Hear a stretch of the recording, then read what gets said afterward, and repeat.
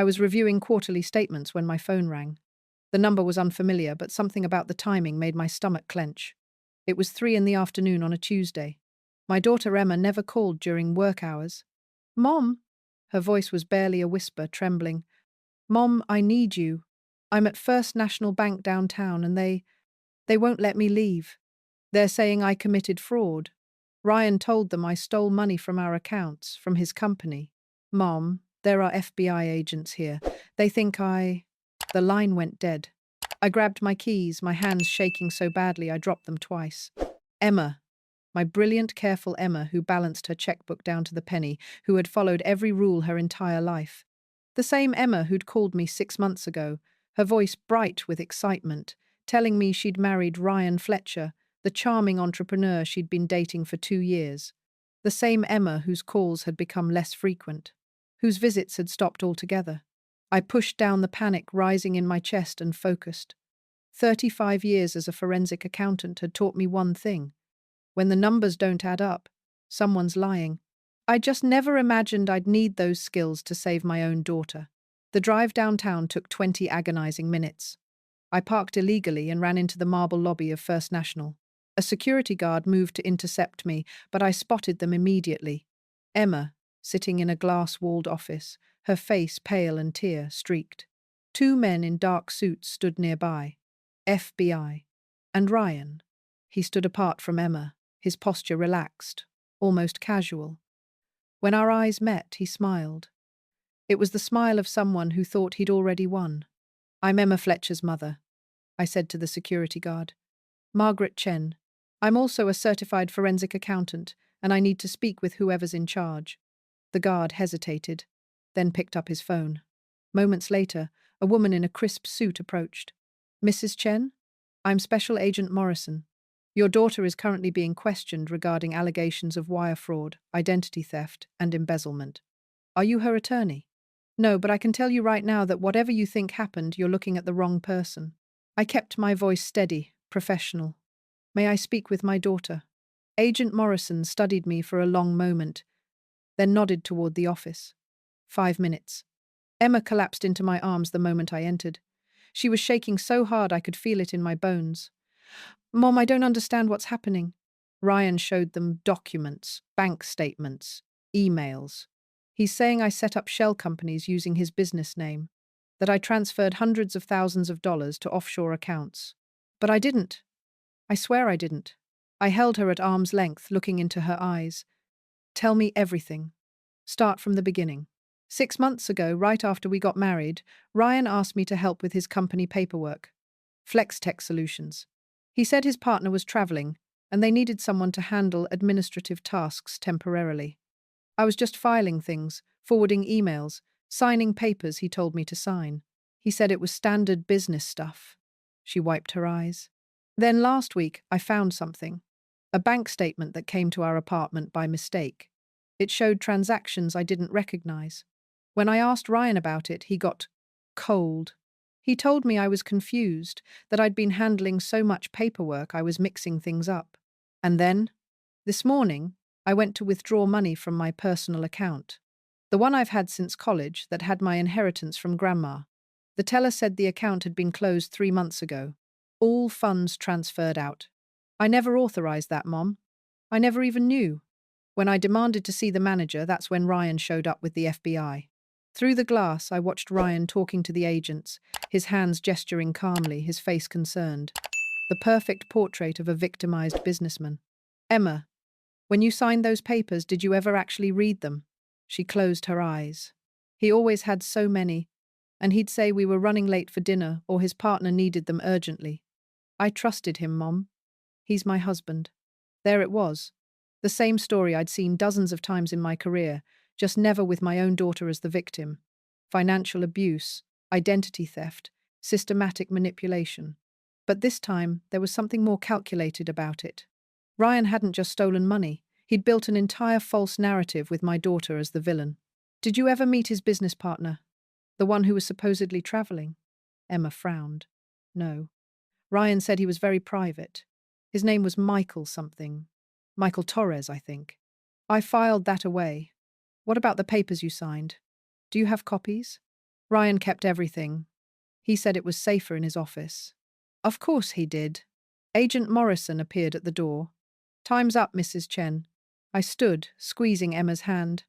Don't say anything else without a lawyer present. Not one word. Do you understand? She nodded, tears streaming down her face again. Outside the office, I approached Agent Morrison. I need to see the evidence you have against my daughter. I'm afraid that's not possible. I worked with the FBI's Financial Crimes Unit for 15 years as a consultant, I interrupted. I've testified in over 40 fraud cases.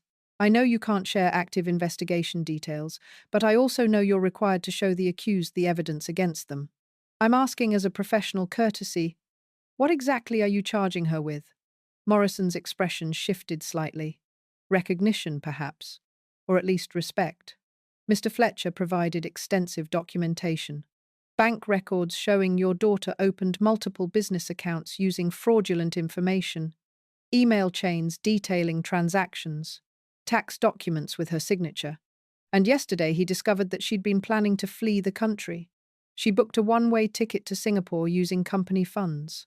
That's a lie, I said flatly. The ticket confirmation is in her email. Mrs. Chen.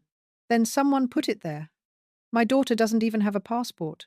Agent Morrison's eyes narrowed slightly. Mr. Fletcher provided a copy of her passport.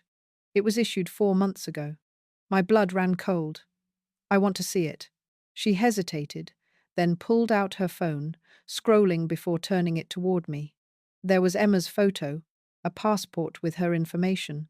The signature at the bottom looked like hers. But I'd been examining forged documents for 35 years, and I knew my daughter's signature better than anyone. This is fake, I said. Look at the E in her first name. Emma signs with a distinctive loop.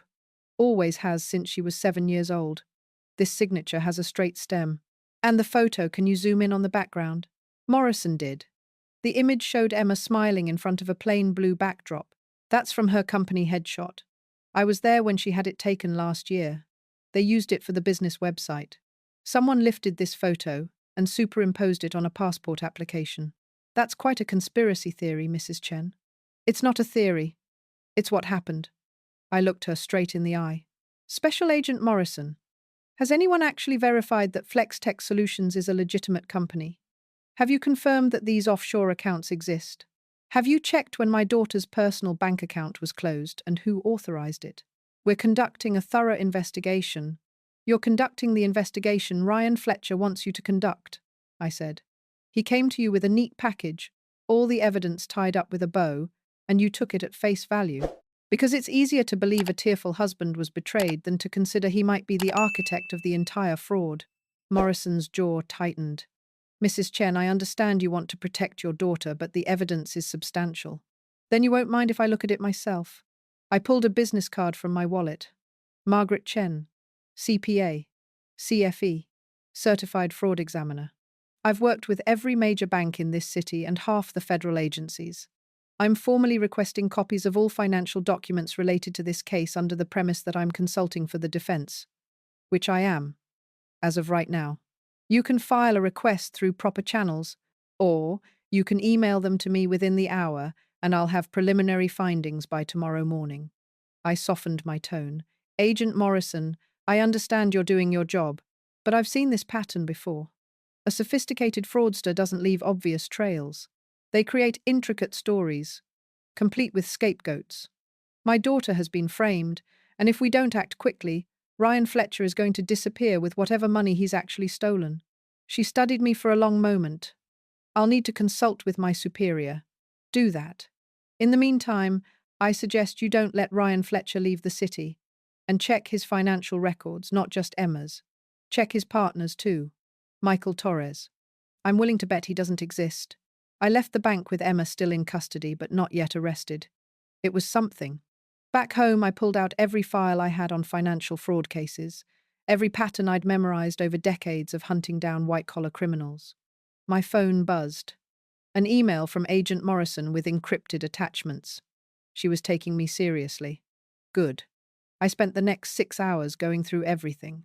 Bank statements, corporate filings, email chains, tax documents, and slowly, meticulously, The real picture emerged. Ryan Fletcher was good. Very good. He'd created Flex Tech Solutions 18 months ago, just before he'd started dating Emma. The company appeared legitimate on paper. Registered business license, tax ID number, even a professional website. But when I dug deeper, it was all smoke and mirrors. The business address was a mail drop. The partner, Michael Torres, was a name on documents but had no social media presence, no tax history, no paper trail whatsoever before 2 years ago. Because he didn't exist. Ryan had created him. The offshore accounts were real, but they hadn't been opened by Emma. They'd been opened using her identity after they were married. I found the applications buried in the email chains. Ryan had access to all her personal information by then. Social security number, mother's maiden name, copies of her driver's license, everything he needed. And then I found something else. Something that made my hands shake with rage. Emma's inheritance. The money her grandmother, my mother, had left her. $80,000 that was supposed to be untouchable, held in a trust until Emma turned 30. Ryan had somehow convinced her to sign papers transferring control of the trust to a joint account. And then, 3 months later, the money had vanished, wired to one of the offshore accounts in her name. But it was the emails that really told the story. Ryan had been meticulous, creating a trail showing Emma discussing the fraud, planning the theft, even researching extradition laws. Except the email account, while using Emma's name, had been created from an IP address that wasn't hers. I traced it back through 3 VPNs to a coffee shop in Seattle. The same coffee shop where Ryan had told Emma he was visiting his sick father last month. There was more. Credit cards opened in Emma's name, maxed out and never paid. Loans taken against her future earnings. A web of debt and financial destruction, all carefully designed to make her appear guilty, while Ryan positioned himself as the innocent victim. At 2 a.m, I finally found the smoking gun. A single transaction that Ryan had overlooked, probably because it seemed too small to matter. A payment from Flex Tech Solutions to a document forgery service, billed as consulting fees. The service specialized in creating false identification, including passports. I documented everything, created a comprehensive report with source materials, transaction timelines, and forensic analysis. By dawn, I had a 90-page document that proved beyond any doubt that Emma had been systematically defrauded by her husband. I called Agent Morrison at 8 a.m. "I have your evidence," I said. "All of it. And I can prove Ryan Fletcher is running the largest personal identity theft scheme I've seen in my career." There was a pause. "Mrs. Chen, that's quite a claim. I'm emailing you the report now. Read page 43 first. That's where I traced the money Ryan claimed Emma stole. It didn't go to offshore accounts she controlled. It went to accounts he set up using a fake business partner's identity. Michael Torres doesn't exist, Agent Morrison. Ryan invented him, just like he invented this entire fraud."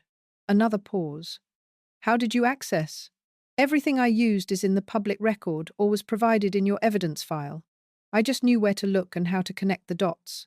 Ryan got sloppy in exactly 3 places, and I found all of them. I'll need to verify this. Do it quickly, because Ryan Fletcher knows he's on thin ice right now. He expected Emma to crack under pressure, probably hoped she'd run or do something to make herself look guilty. When that didn't happen, he'll move to Plan B, which means disappearing with whatever money he hasn't already hidden. We have him under surveillance. Do you have his accounts frozen?" "Silence. Freeze them," I said. "Now, before he moves everything and vanishes." I drove back to the FBI field office, my report printed and bound. Agent Morrison met me with 2 other agents, and what I was relieved to see was genuine interest rather than skepticism.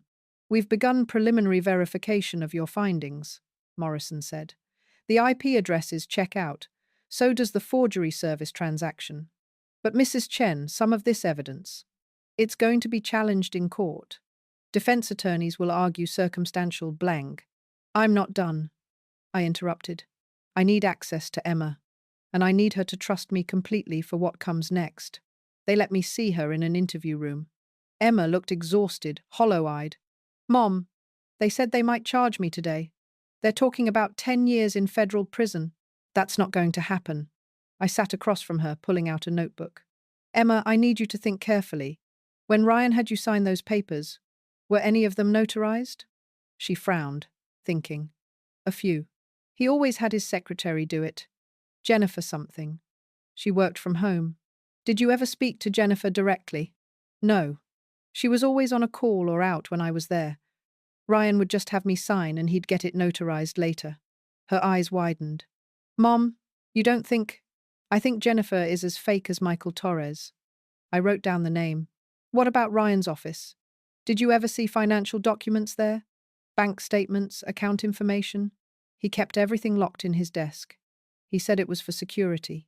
Did he ever let you use his computer? Once, when mine was broken. But he logged me in under a guest account.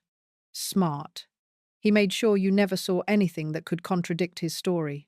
I leaned forward. Emma, I need you to do something difficult. I need you to call Ryan.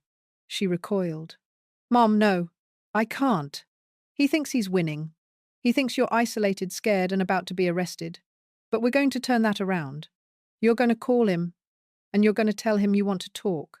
That you're confused and frightened and you just want to understand what happened. I don't understand. Ryan's entire plan depends on you being the villain. He needs you to look guilty, to act guilty. But what if you don't? What if, instead, you sound like a wife who's bewildered and hurt and desperate to salvage her marriage? I met her eyes. What if we get him to explain his own crime? Understanding dawned slowly. You want me to wear a wire? The FBI does. I'm just the consultant suggesting it might work. Agent Morrison entered then, right on cue. Miss Fletcher, we'd like to discuss a proposition. The operation took 2 days to set up. Emma wore a nearly invisible recording device, and I coached her on what to say, and, more importantly, what not to say. The goal was simple. Get Ryan talking. Let him feel superior, in control. Let him explain how brilliant his plan had been. Because criminals, in my experience, always wanted someone to appreciate their cleverness. Emma met Ryan at a coffee shop near their apartment. I watched from an FBI van a block away, listening through earphones as my daughter faced the man who'd tried to destroy her life. Ryan, I don't understand what's happening, Emma said, her voice shaking. I was proud of her. The fear was real, but she was channeling it perfectly. The FBI showed me all these documents. They say I did things I don't remember doing. It's okay, baby. Ryan's voice was smooth, sympathetic. I know this is overwhelming. That's why I'm here. I want to help you. Help me? Ryan, they're saying I might go to prison. How can you help with that? By being honest with them. With yourself. You've been under so much stress. The wedding, leaving your job, trying to fit into my world. Sometimes people do things when they're not thinking clearly. The important thing is that we can get you help. Professional help. Beautiful. He was setting up an insanity defense, positioning himself as the concerned husband trying to save his unstable wife. But I didn't do these things, Emma said. The accounts, the money transfers, Ryan. I don't even know how to set up an offshore account. You had help. Remember Michael? He helped with a lot of the technical stuff. I've never met Michael. A pause, then, sure you have. At the company party, remember? There was no company party, Ryan. FlexTech only has you and Michael. And I've never seen him. Another pause. Longer this time. I could almost hear Ryan recalculating. Emma, I think the stress is affecting your memory. That's what I've been telling the FBI. You need help, not prison. Then help me understand. Emma's voice broke, and it wasn't acting anymore. Help me understand how my grandmother's money disappeared, how accounts were opened in my name, how I supposedly booked a flight to Singapore when I don't even have a passport. You do have a passport. I helped you apply for it. Don't you remember? No, Ryan, I don't. Because it never happened. The silence that followed was electric. I gripped the edge of my seat, waiting. Emma. Ryan's voice had changed, hardened. I'm trying to help you here. But if you're going to be difficult, if you're going to fight me on this, things are going to get much worse for you. Do you understand what I'm saying? Are you threatening me? I'm explaining reality. Right now, you look guilty of fraud, embezzlement, identity theft. The FBI has overwhelming evidence. But I've been advocating for you. I've been telling them you're sick, that you need treatment, not jail. I can keep doing that. Or I can tell them the truth. What truth? That you're more cunning than anyone realizes. That you planned this whole thing deliberately. That you tried to set me up to take the fall. His voice dropped lower. Who do you think they'll believe, Emma? The successful businessman with a clean record? Or the unstable woman whose own mother had to be called in because she was falling apart? My hands clenched into fists. I gave you everything, Ryan continued. A beautiful wedding, a life, a future, and you repaid me by trying to destroy me financially. But I'm smarter than you thought. I documented everything. Every transaction, every conversation, every lie. You're not going to win this. Why? Emma's voice was barely a whisper. Why did you do this to me? Do what? Save my business from your theft? Protect myself from your schemes? No. Why did you marry me just to ruin me? Silence. Emma, I think we're done here. Was any of it real? My daughter was crying now, genuine tears. Did you ever actually love me? Or was I just a convenient target? You were perfect, Ryan said softly. And for the first time I heard truth in his voice. Daughter of a forensic accountant, so you'd understand complex financial documents if anyone asked. Worked in administration, so signing paperwork wouldn't seem unusual. Inherited money that could be the seed for my next venture. And best of all, you were lonely, desperate for someone to love you. God, you made it so easy. Jesus Christ. Agent Morrison breathed beside me. You signed everything I put in front of you, Ryan continued. Never questioned, never looked too closely. You wanted to be the supportive wife so badly that you handed me your entire identity, your social security number, your bank accounts, your trust fund. Everything. I trusted you. That was your first mistake. Your second was trying to figure out what I'd done. If you'd just stayed quiet, I might have let you walk away with some dignity. But you had to go snooping through bank statements, asking questions. So now you get to take the fall for all of it. And by the time anyone believes you were innocent, I'll be on a beach somewhere warm, enjoying the fruits of our labor. You're going to run? I'm going to retire. There's a difference. I heard movement, a chair scraping. Goodbye, Emma. For what it's worth, some of it was nice. You're a decent person, just incredibly naive. Ryan, wait. But he was already gone. Agent Morrison was already moving, barking orders into her radio. All units, suspect is mobile. Green light for arrest. Repeat, green light. Through the earpiece, I heard Emma sobbing. I wanted nothing more than to go to her, but I forced myself to wait, to let the FBI do their job. It took less than 5 minutes. Ryan was arrested 2 blocks from the coffee shop trying to access his car. When they searched him, they found a prepaid credit card in a false name, a thumb drive with encrypted files, and a one-way ticket to the Cayman Islands leaving that night. The evidence we needed had been there all along. But Ryan's confession, his arrogant explanation of exactly how he'd manipulated my daughter, was the nail in the coffin. The trial took 8 months. Ryan's defense team tried everything, claimed the recording was entrapment, that Emma had actually been in on the scheme, that I'd fabricated evidence because I was a controlling mother who never approved of him. But the forensic trail I'd built was airtight, and Ryan's own words condemned him. The prosecutor was a sharp woman named Catherine Liu, and she methodically dismantled every defense argument. She brought in the FBI's forensic accountants to verify my findings. She called experts in identity theft, in financial fraud, in psychological manipulation. She showed the jury the fake passport, the forged documents, the shell companies. And she had Emma testify.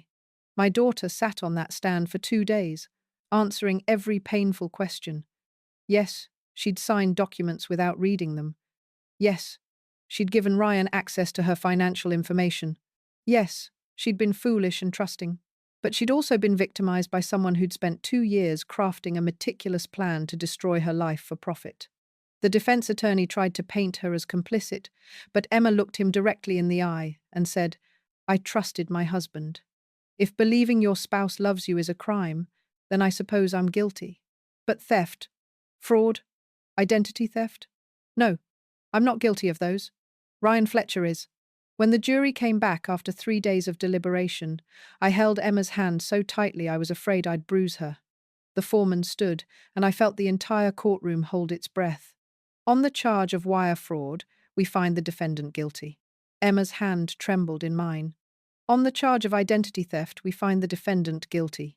On the charge of grand larceny, we find the defendant guilty. The list went on. 14 counts, guilty on every single one. Ryan Fletcher was sentenced to 18 years in federal prison. His assets were seized to provide restitution to Emma and to the 3 other women the investigation had uncovered, previous victims he'd targeted and discarded, before moving on to his biggest mark, my daughter. But the real victory came 3 weeks after the trial ended.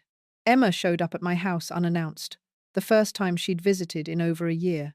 She looked different, thinner, tired, but there was something in her eyes I hadn't seen since before she'd met Ryan. Clarity. "I wanted to apologize," she said as I made tea in my kitchen, "for disappearing, for not calling, not visiting, for not believing you when you tried to warn me about him. Emma, you don't have to." "I do, Mom, because you were right. And I was so in love, so desperate to prove I could have what everyone else had, a marriage, a partner, a normal life, that I ignored every red flag. You tried to tell me something was wrong, and I shut you out. You were manipulated by a professional con artist," I said firmly. "That's not your fault. Maybe not the manipulation, but the isolation, the cutting you out of my life, that was my choice. And I'm sorry." I set down my teacup and went to her, pulling her into a hug. She held on tight, and I felt the same fierce protective love I'd felt when she was 7 years old and skinned her knee, when she was 13 and her first boyfriend broke her heart, when she was 18 and left for college. "You're my daughter," I said. "Always. Nothing Ryan Fletcher did could ever change that." She cried then. Really cried. All the tears she'd held back during the trial and the investigation and the horrible realization that the man she'd loved had never loved her at all. When she finally pulled back, she said, "I didn't want to tell you. When I first realized something was wrong, when I found that bank statement, I didn't want to call you because I thought you'd think I was stupid, that I'd failed at this too, just like I'd failed at everything else." "What? Come on, Mom. You're brilliant. You're successful, respected, confident. You solve impossible puzzles for a living, and I'm average. I work in marketing for a mid-sized company. I have a small apartment. I've never been spectacular at anything. And then I met Ryan, and he made me feel special, important, needed." "Oh, honey." I took her face in my hands. "You are not average. You're kind, honest, hard-working, and decent. Those aren't common traits, Emma. They're rare and valuable. Ryan Fletcher saw that. He saw your goodness and your trust, and he exploited them because he's a predator. That doesn't make you weak. It makes him monstrous. I just wanted you to be proud of me. I've been proud of you since the day you were born. Nothing that happened with Ryan changed that. If anything, watching you sit on that witness stand, facing him down, telling your truth even though it hurt, that made me prouder than I've ever been." She smiled through her tears. "Thank you for not giving up on me, for fighting for me when I couldn't fight for myself." "Always," I said. "That's what mothers do." We spent the rest of the evening talking, really talking, for the first time in months. Emma told me about the therapy she'd started, about the financial recovery process, about the slow, hard work of rebuilding her life and her credit and her sense of self. And I told her something I'd never shared before, about a case early in my career, a young woman who'd been financially ruined by her boyfriend. I'd found the evidence, proved the fraud, but the woman had been so broken by the experience that she'd never really recovered. It had haunted me for years, that failure to save not just her finances but her spirit. "That's why you fought so hard for me," Emma realized. "That's why I'll always fight for you," I corrected. "Because you're my daughter, but also because no one should have to face that kind of betrayal alone." 6 months later, Emma moved back to the city, into a new apartment she'd found on her own. She'd been promoted at work, was slowly paying off the debts Ryan had created in her name, and had even started dating again, though very, very carefully this time. She still called me every Sunday, like clockwork, and once a month we had dinner together, just the two of us. On one of those dinners, nearly a year after Ryan's conviction, Emma set down her fork and said, "I got a letter last week from a woman in Ohio. She said she saw the news coverage of Ryan's trial, and she realized she thinks her boyfriend might be doing the same thing to her. Financial manipulation, isolation, gaslighting. She asked if I'd be willing to talk to her, share my story. What did you say?" I said yes. We talked for 2 hours. And Mom, her story was almost identical to mine. The same tactics, the same red flags, the same slow erosion of her identity and her finances. But she caught it earlier because she saw what happened to me. She's getting out before it gets as bad as it did for me. Emma's eyes met mine. I want to do more of that. I want to help other people recognize these patterns, help them escape before they're in too deep. Maybe speak at shelters, or support groups, or even work with law enforcement on financial abuse cases. Pride swelled in my chest. That's a wonderful idea. I thought maybe you could help me with the financial forensics part, teaching people how to spot the warning signs in their accounts, how to protect their information. I reached across the table and took her hand. I would be honored. And that's how it started. Emma and I working together, helping other victims of financial abuse. She shared the emotional side, the psychology of manipulation and recovery. I provided the technical knowledge, the financial red flags, the practical steps for protection. We saved 17 women in the first year alone. 17 people who might have ended up like Emma, trapped in a web of fraud and identity theft, facing prison for crimes they didn't commit. But more than that, I got my daughter back. Not the desperate-to-please girl who'd disappeared into Ryan Fletcher's orbit, but a strong, confident woman who'd survived something terrible and chosen to transform her pain into purpose. On the 2-year anniversary of her arrest, Emma called me. "Mom, you busy?" "Never too busy for you." "What's up?" "I just got off the phone with the FBI. They found 2 more victims of Ryan's from before he met me. Both women, both financially devastated. The Bureau wants to know if we'd be willing to consult on recovery strategies, maybe testify if they build cases." "Of course. There's something else. They're asking if I'd consider working with them more regularly, teaching agents how to recognize financial abuse patterns, how to interview victims in these cases. It would be part-time, but Mom, it's the FBI." I smiled, though she couldn't see it through the phone. "That's incredible, Emma. I wouldn't even be here if not for you. If you hadn't fought for me, believed in me, used everything you knew to prove the truth. I'd be in prison right now and Ryan would be on some beach spending my grandmother's money." "You'd have fought your way out eventually," I said. "You're stronger than you know." "Maybe. But I'm glad I didn't have to do it alone." "You never will," I promised. "That's what family means." That night, I pulled out an old photo album. Pictures of Emma, as a baby, as a child growing up. Her first day of school. Her graduation. Her bright, trusting smile before the world got complicated. And I thought about the phone call that had started everything. Emma's terrified voice saying she was at the bank, accused and alone. I thought about how close we'd come to losing each other completely, to Ryan's manipulation driving a permanent wedge between us. But we'd survived. More than survived, we'd emerged stronger, closer, with a shared purpose that helped others escape the same trap. I'd spent 35 years hunting financial criminals, putting together puzzles from scattered numbers and hidden transactions. I'd thought I'd seen every kind of fraud, every variation of theft and deception. But Ryan Fletcher taught me something new, that the cruelest crimes aren't always about money. They're about power, control, and the systematic destruction of someone's identity and autonomy. And that the best weapon against that kind of evil isn't just forensic accounting or FBI investigations. It's love, it's family, it's refusing to abandon someone even when they push you away, even when they seem lost. It's fighting for the truth when everyone else has accepted the lie. Emma's testimony at Ryan's trial had been powerful, but the moment that stayed with me, that I replayed in my mind whenever I doubted myself, was simpler. My daughter, sitting across from me in that FBI interview room, her world crashing down around her, looking at me and whispering, "I trust you, Mom." That trust, once broken by Ryan's manipulation, had been the hardest thing to rebuild. But we'd done it, one conversation at a time, one shared dinner at a time, one case at a time, where we helped someone else find their way out of the darkness. And now, 2 years later, Emma wasn't a victim anymore. She was a survivor, an advocate, and my hero. The phone rang again. "Emma." "Mom?